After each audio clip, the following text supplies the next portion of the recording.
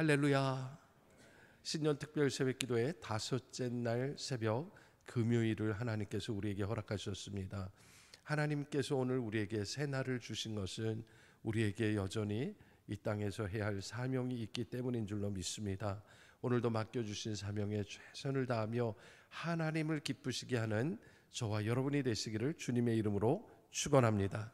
오늘 이 아침에 주신 말씀 요한복음 3장 22절로 36절의 말씀으로 나는 그리스도가 아니라 라는 제목으로 복음 증거하도록 하겠습니다. 사람들과 하나님 앞에서 나는 아무것도 아닙니다, 나는 그저 쓸모없는 종입니다 라는 고백을 자기 부정이라고 얘기합니다. 대부분의 사람들은 사람들 앞에 자기를 드러내기를 원합니다. 내가 세상에서는 이런 것도 알고 저런 것도 알고 이런 것도 하고 어디 가면 다 알아주는 나는 이런 사람입니다라고 그렇게 자기를 드러내기를 좋아합니다. 그런데 주님 앞에서는 이런 모습이 아무 소용이 없다라는 것이죠. 우리 주님 앞에서 주님이 원하시는 것은 나는 아무것도 아닙니다, 주님만이 내게 전부입니다, I am nothing, 이런 고백을 주님이 원하신다라는 거예요.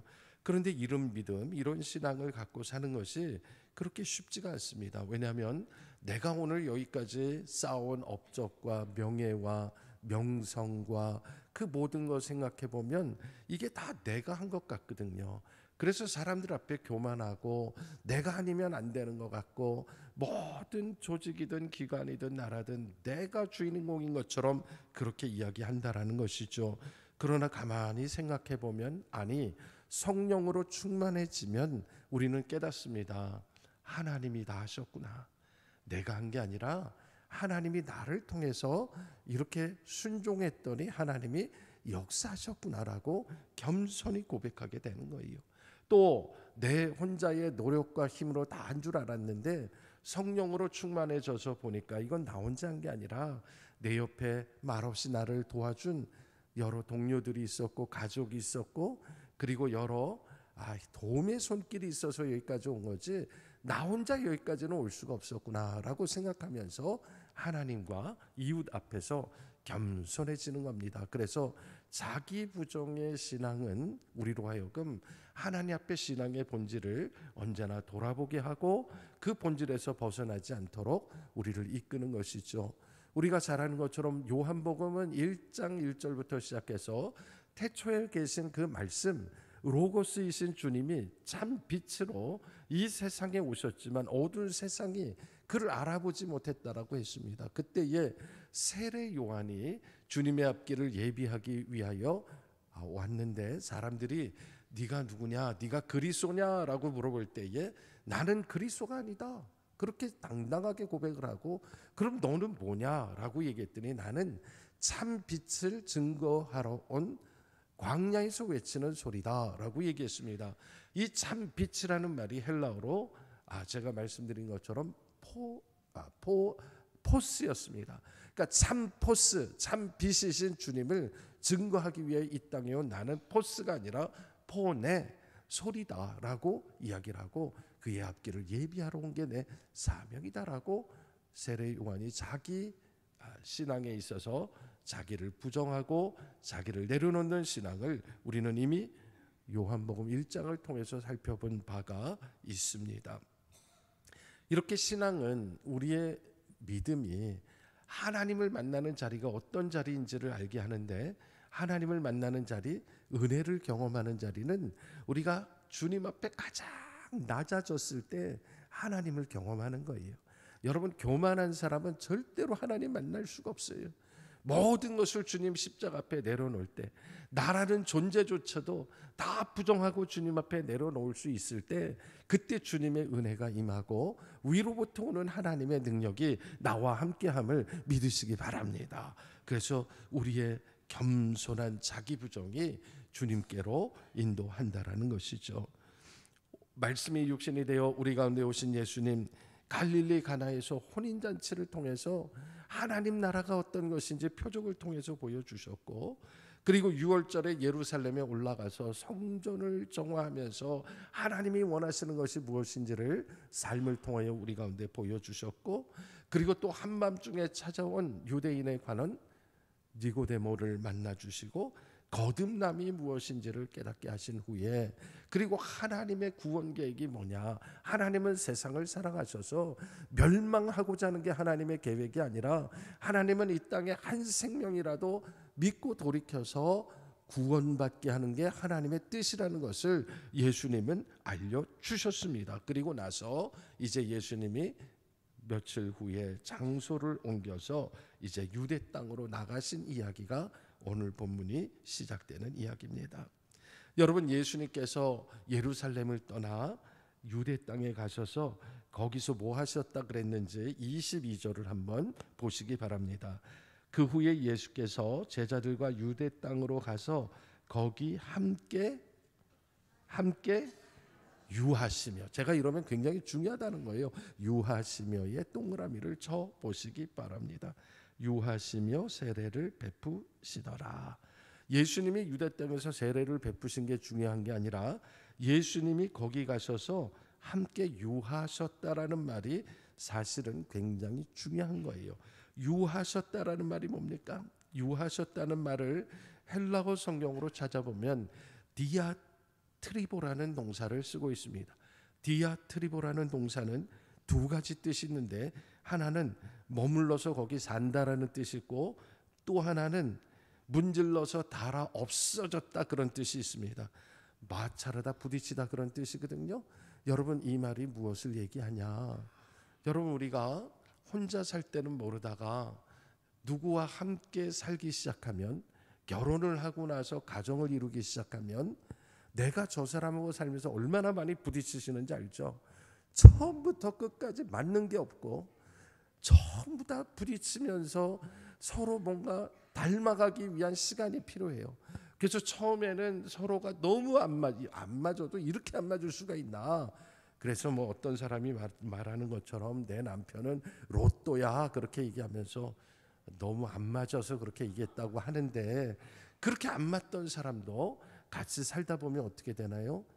서로 닳기 시작하고 자기의 성격에 모난 것이 사라지고 나중에는 서로 이해하게 되고, 그래서 참고 인내하고 같이 사는 거예요. 그게 유한다는 뜻, 디아트리보라는 말의 원뜻입니다. 그러니 말씀이 육신이 되어 우리 가운데 오신 예수님이 인간의 몸을 입고 죄된 우리와 사는 게 쉬웠겠습니까? 우리가 하는 말끝마다 우리는 원망하고 불평하고 남 탓하고, 그런 우리의 삐뚤어진 성격과 삐뚤어진 인생 가운데 주님이 오셔서 그들과 함께 하시면서 얼마나 답답하고 얼마나 힘드셨겠습니까? 그런데 예수님께서는 그들을 떠나지 아니하시고 함께 유하셨다 했어요.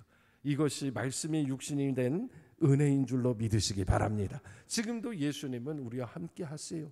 어쩌면 예수님의 기준에서 보면 우리의 심성이나 우리의 모습을 보면 여러 가지로 부족한 게 많고 예수님 보기에 답답한 게 많이 있을 수도 있지만, 그러나 예수님은 참고 인내하며 함께 거하시는 분이다. 그래서 마침내 우리가 독생자 예수 그리스도를 믿는 믿음에 이르고 구원에 이르고 영생에 이르기를 기다리시는 사랑의 주님이신 줄로 믿으시기 바랍니다. 그래서 거기 거하며 사람들에게 세례를 베풀기 시작을 하셨다라고 본문에 기록하고 있습니다. 여러분, 여기서 세례를 베풀면서 갈등이 벌어지기 시작합니다. 왜냐하면 이 유대 땅, 특별히 여기 살렘 가까운 에논이라는 곳이 있는데, 이곳에서는 사해 바로 북쪽에 있는 요단강가인데, 여기에 세례 요한이 세례를 계속해서 베풀던 곳입니다. 그런데 예수님도 그 근처에 가서 세례를 베풀기 시작하셨어요. 그랬더니 사람들이 예수님께로 몰려가기 시작했고 예수님께 가서 세례를 받기 시작한 거예요. 그런 가운데 한 가지 사건이 벌어졌습니다. 유대인 중에 한 사람이 세례 요한의 제자와 함께 이 세례로 말미암아 물로 씻는 정결 예식으로 말미암아 논쟁이 벌어지면서 저 건너편에서 선생님이 증언하던 바로 그 사람, 예수께로 사람들이 세례받으러 간다는 사실을 알게 된 거죠. 그러면 세례 요한과 세례 요한을 따르던 제자 입장에서는 어떤 마음이 들었겠습니까? 분명히 여기에서 내가 먼저 세례를 주었고 또 우리 선생님이 세례를 베풀면서 이 요단강이 세례받는 곳으로 유명한 곳이 됐는데, 아니 예수님께서 지금 저 건너편에서 사람들에게 세례를 주시기 시작하니까 우리한테 오던 사람이 다 저쪽으로 하더라. 그런 얘기를 들으니 제자들이 얼마나 기분이 안 좋았겠습니까? 여러분, 이 상황을 만약에 우리식으로 얘기하면, 내가 식당을 개업해서 장사가 잘 돼가지고 내가 원조라서 아주 거기서 장사 잘 되고 있었는데 건너편에 비슷한 가게가 하나 생겼는데 그 집이 맛집이라고 소문이 나서 사람들이 그쪽으로 다 몰려갔다. 그러면 주인 입장에서 얼마나 기분이 안 좋겠습니까? 그래서 주인의 그 종업원이었던 그 제자가 그렇게 불평을 얘기한 거예요. 다 그 사람에게 갑니다 라고 불평 섞인 이야기를 하는 이야기가 25절 26절에 기록이 돼 있는 겁니다. 그런데 여러분, 여기서 우리가 요한의 이야기를 듣기 전에 하나 생각해 볼 것이 있습니다. 왜 요한의 제자들, 이 요한 공동체와 예수님을 따르는 제자들, 이 두 그룹이 세례 문제를 가지고 서로 긴장 관계에 놓일 수밖에 없었나를 우리는 좀 짚고 넘어갈 필요가 있습니다. 똑같은 세례지만 이 세례가 달랐기 때문입니다. 어떻게 달랐을까요? 우리는 이미 마태마가 누가복음을 통해서 세례 요한의 이 세례 운동이 어떻게 시작됐고 어떻게 이어졌는지 압니다. 세례 요한은 회개하라 천국이 가까웠다 하면서 사람들에게 세례를 베풀었지만, 그러나 세례 요한의 세례는 심판을 전제로 한 세례였습니다. 그래서 마태복음 3장 7절을 보면 요한이 많은 바리새인들과 사두개인들이 세례 베푸는 데를 오는 것을 보고 그들에게 뭐라고 얘기했냐면, 이 독사의 자식들아, 누가 너희를 가르쳐 임박한 진노를 피하라고 하더냐 하면서 면박을 주고 그들 가운데 세례를 주지 않았습니다. 여러분, 이게 무엇을 얘기할까요? 세례 요한은 선별적으로 세례를 줬다는 거예요. 세례 요한은 예를 들어서 사두개인이나 바리새인들이 찾아왔을 때 그들의 죄를 지적하고 그들이 구원받는 길을 제시하고 그들로 하여금 다시금 기회를 줬다면 얼마나 좋았겠습니까마는, 그는 하늘로부터 오는 세례가 아니라, 불로 주는 세례가 아니라, 성령으로 주는 세례가 아니라 단지 물로 주는 세례였기 때문에 그들이 회개하지 않는다고 그들을 면박주고 야단치고 그리고 돌려보냈다는 것이죠. 한마디로 말하면은 세례 요한은 그들을 철저하게 심판으로 매우 압박했다라는 것입니다. 그런데 예수님은 어떠셨습니까? 예수님은 우리 가운데 참 빛으로 오셨거든요. 그 자체가 빛이 나는 거예요. 예수님의 말씀 한마디 한마디가 진리임을 깨닫게 하는 거예요. 예수님이 말씀하신 진리가 뭐예요? 하나님이 세상을 이처럼 사랑하셨다는 거예요. 세례 요한은 이 독사의 자식들아 하고 욕부터 나가고 있는데, 예수님은 하나님의 마음은 그게 아니야. 하나님은 세상을 이처럼 사랑하셔. 하나님은 너희를 멸망시키기 원하시는 게 아니야. 그 독생자, 그 아들의 이름을 믿는 자에게 영생을 주기 원하셔. 그게 하나님의 뜻이야. 그러니 우리 회개하고 성령으로 세례를 받자. 예수님은 그렇게 그들을 품어주시고 안아주시고 끝까지 인내하셨다라는 거예요. 그러니 사람들이 전에 듣지 못했던 하나님의 사랑 이야기를 들으면서 그곳으로 옮겨갔다라는 것이죠. 여러분, 이 복음서를 기록한 사람이 누구라 그랬습니까? 사도 요한이라 그랬습니다. 요한의 인생이 그랬습니다. 요한이 평생 살아가면서 그의 젊은 시절 내내는 세례 요한보다 더 강팍했고 더 강렬했고 더 직선적이었고 더 많은 사람들에게 하지 못할 말을 해가면서까지 사람들을 바꾸려고 했던 사람이. 그런데 여러분, 다른 사람 바꾸라고 아무리 얘기해도 안 바뀌는 거 아시죠? 아무리 야단치고 겁박하고 욕해도 사람 변하지 않습니다. 욕하면 욕할수록, 지적하면 지적할수록 더 강화가 되고 더 나쁜 짓을 하는 게 인간의 죄성입니다. 그런데 사람이 언제 변하는 줄 아세요? 그럼에도 불구하고 내가 악하고 내가 못된 짓 하는 거 알면서도 참고 인내하고 견디는 그 사람의 사랑을 보고 변하는 거예요. 여러분, 우리는 하나님의 사랑 앞에 변할 수밖에 없는 존재예요. 하나님의 사랑이 아니면 변할 수가 없는 거예요. 그래서 참 빛으로 오신 그 예수님의 그 포수 앞에 사람들이 변화를 입고 그곳으로 세례를 받으러 가게 되었다라는 거예요. 그런데 중요한 것은 제자들이 그렇게 얘기할 때 세례 요한이 무엇이라고 얘기하느냐가 대단히 중요하죠.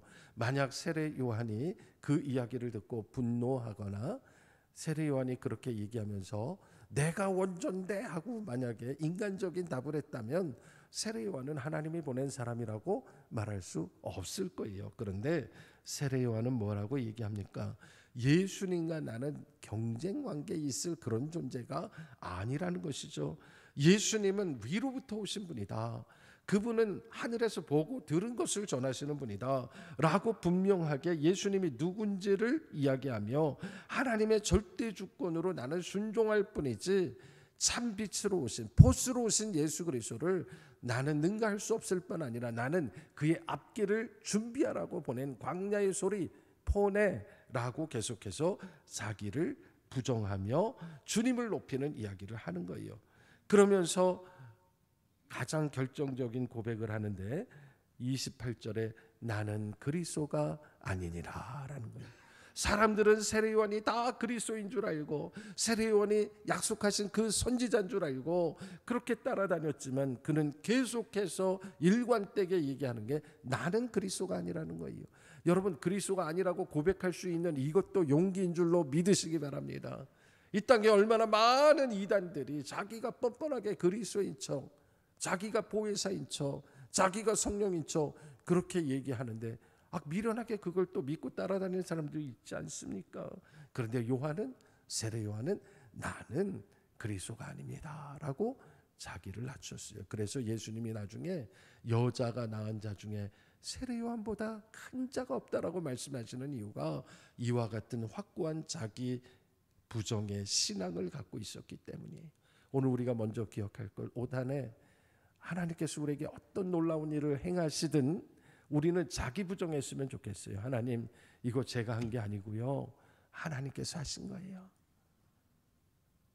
도대체 아멘을 안 하시는 이유가 뭔지 모르겠는데 여러분이 하셨다고 주장하시려고 그러시는지 모르겠는데 다시 한번 얘기합니다. 올 한 해 어떤 일을 하나님이 이루시든 하나님 이 일은 하나님이 하셨습니다.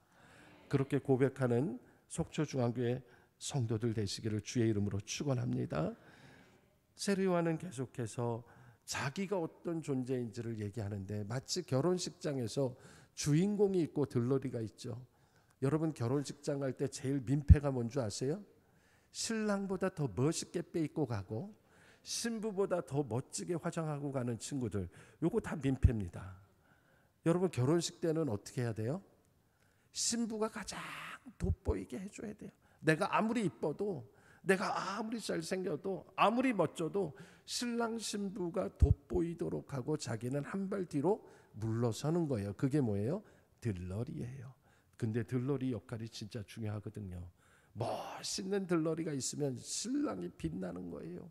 요한은 자기 역할이 뭔지 알았어요. 자기는 주인공 신랑이 아니라는 거예요. 자기는 신랑이 너무 기뻐서 신랑을 높여주기 위해서 그 뒤에 한 발 뒤에 서 있는 들러리라고 얘기하면서 나는 이 신랑 때문에 너무 기뻐라고 자기의 존재가 무엇인지를 이야기하고 있다라는 것이죠. 여러분 올해 우리가 하나님께서 맡겨주신 사명이 성령의 능력으로 부흥하는 교회예요. 성령의 능력으로 어떻게 부흥할지 우리는 몰라요. 왜냐하면 하나님이 하시는 일은 무궁무진하시고 하나님이 하시는 일은 너무나 다양하시기 때문에 어떻게 역사하실지 저는 알 수가 없어요. 그러나 하나 확실한 것은 하나님은 약속하시면 반드시 이루신다는 거예요. 그래서 그 약속을 이루시는데 우리가 해야 할 일은 겸손과 진실로 주님을 높이는 것이에요.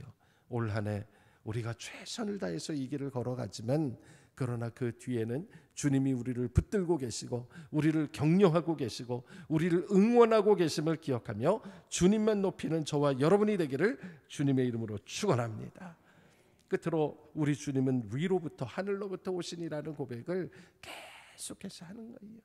예수님이 우리와 꽃같은 몸을 입고 있는 사람의 몸을 입고 있다 해서 그분이 우리와 꽃같은 존재일 수는 없다는 것을 이렇게 얘기하는 거예요. 우리는 땅에 속한 자기 때문에 땅의 것을 벗어날 수가 없다는 거죠. 그러나 위로부터 오신 분이기 때문에 주님은 하늘의 것을 보고 우리에게 알려주시기 때문에 그 증언을 우리는 믿어야 한다는 거예요. 근데 문제는 그렇게 말씀하셔도 믿는 자가 많지 않다라고 얘기를 하는 것입니다.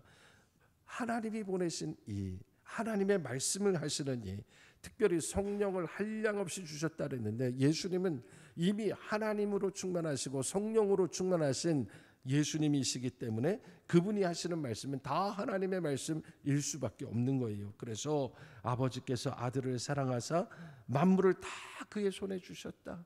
예수님이 이 만물의 주권자임을 우리는 고백해야 되는 거예요. 그래서 아들을 믿는 자에게는 영생을 주시겠다고 하신 약속의 말씀. 그래서 이제는 영생을 얻겠다가 아니라 이미 영생이 우리 가운데 있겠다고 그렇게 주장하는 겁니다. 오늘 우리도 마찬가지죠. 여러분, 예수님이 하나님이 세상을 이처럼 사랑하사 우리에게 보내주신 독생자이심을 믿으십니까? 믿는다면 영생은 이미 우리 가운데 와 있는 거예요. 지금부터 우리는 주님과 함께, 주님이 우리와 함께 거하시고 우리와 함께 부딪히며 살고 있다면 우리는 지금 영생을, 천국을 누리며 살고 있는 거예요. 주님이 내 안에 거하신다는 것, 주님이 내 안에 유하신다는 것은 내 안에 양심이 작동하고 내가 계속 부딪히는 거예요.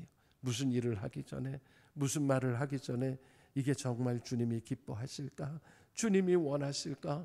내 마음속에서 계속 단련돼서 점점 예수님 닮은 모습으로 변해가는 것, 그게 바로 영생을 사는 사람들의 특징인 것입니다.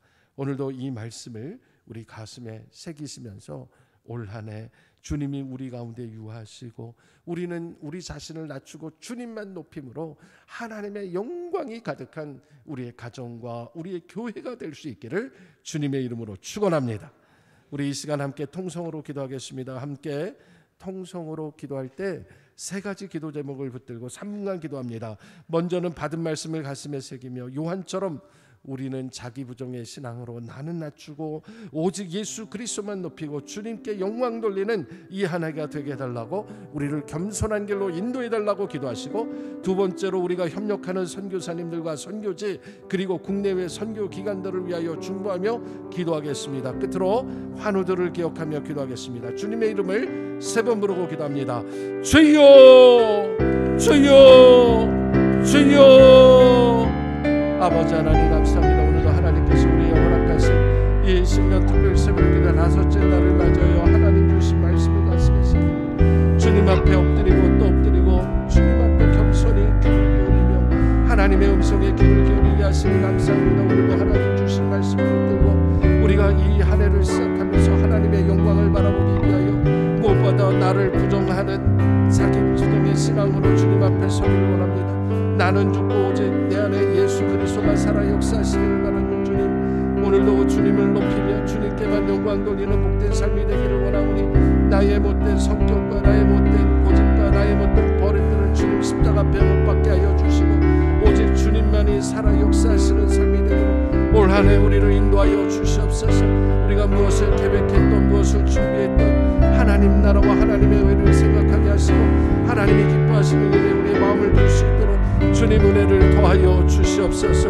아버지 하나님, 또한 우리가 함께 돕고 섬기는 국내 협력 선교사들과 선교지를 위하여 기도합니다. 아버지 하나님, 월명수 선교사님, 원장 선교사님, 이정현 선교사님, 장성 선교사님, 곽순영 선교사님, 김바나마 선교사님, 그 밖에도 여러 선교사님들 기억하여 주시고 우리가 섬기는 속초 지역의 여러 교회들과 여러 방송국, 여러 전도협회 기관들, 선교지, 여러 교도소와 여러 곳들 아버지 하나님 기억하여 주시고 우리의 도움과 섬길 가운데 그리스도의 사랑에 전해질 수 있도록 힘을 다하여 섬길 수 있도록 주님 도와주시고 주님 긍휼로 함께하여 주시옵소서. 주여 믿음으로 우리의 사역 가운데 함께하여 주셔서 주님의 영광만 드러나게 하여 주시옵소서. 주여 긍휼을 베풀어 주시옵소서. 주님 은혜를 베풀어 주시옵소서. 아버지 하나님, 우리 가운데 많은 환우들이 있습니다. 주님 긍휼을 베풀어 주시고 아버지 하나님, 치료와 회복의 역사를 베풀어 주시옵소서. 우리의 힘으로 할 수 없는 일도 주님은 하십니다. 꺼져가는 등불도 끄지 아니하시고 상하갈 때를 꺾지 아니하시는 주님의 심정으로 붙들고 기도할 때 하나님, 오늘 또 하루도 허락하여 주셔서 하나님의 나라와 하나님의 영광을 바라보게 하여 주시옵소서. 주여 긍휼을 베풀어 주시옵소서. 주님은 총을 베풀어 주시옵소서. 거듭남을 경험케 하여 주시옵소서. 좋으신 아버지 하나님, 오늘도 이 새벽에 귀한 말씀 가슴에 새기며 우리 가운데 거하시고 유하시는 성령 하나님의 역사를 바라보며 오늘도 하나님의 말씀으로 은혜 받고 하루를 시작하오니 주님, 오늘 우리 가운데 역사하여 주시옵소서. 하나님의 영광을 드러내기 위하여 세례 요한과 같이 자기 부정의 신앙으로 우리 자신을 낮추고 오직 예수 그리스도 한 분만을 높이는 복된 인생 되기를 원하오니 올 한 해 우리의 마음 편치 않고 끝까지 이 약속 지키게 하여 주시옵소서. 특별히 우리 교회가 협력하는 선교사님들과 선교지, 국내 여러 선교기관들이 있습니다.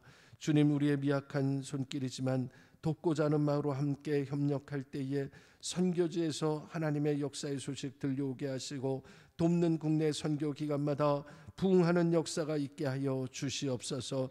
또한 우리 가운데 병들고 지쳐 병상에서 신음하는 환우들만 있습니다. 과학의 손으로 의학으로 고칠 수 없는 병이지만 하나님께서는 능히 고치실 수 있으시며 상황할 때도 꺾지 아니하시며 꺼져가는 등불도 끄지 아니하시는 주님이신 줄로 믿사오니 오늘 또 하루를 허락하여 주시고 주님 주시는 은혜로 하나님께서 주시는 영광을 바라보게 하여 주시옵소서. 우리 마음에 소원하고 계약하는 모든 기도들 주님 앞에 아뢰일 때에 주님 들어응답하여 주시되 언제나 하나님의 나라와 하나님의 의를 먼저 구하는 기도가 되게 하여 주시옵소서. 예수님의 이름으로 기도하옵나이다. 아멘.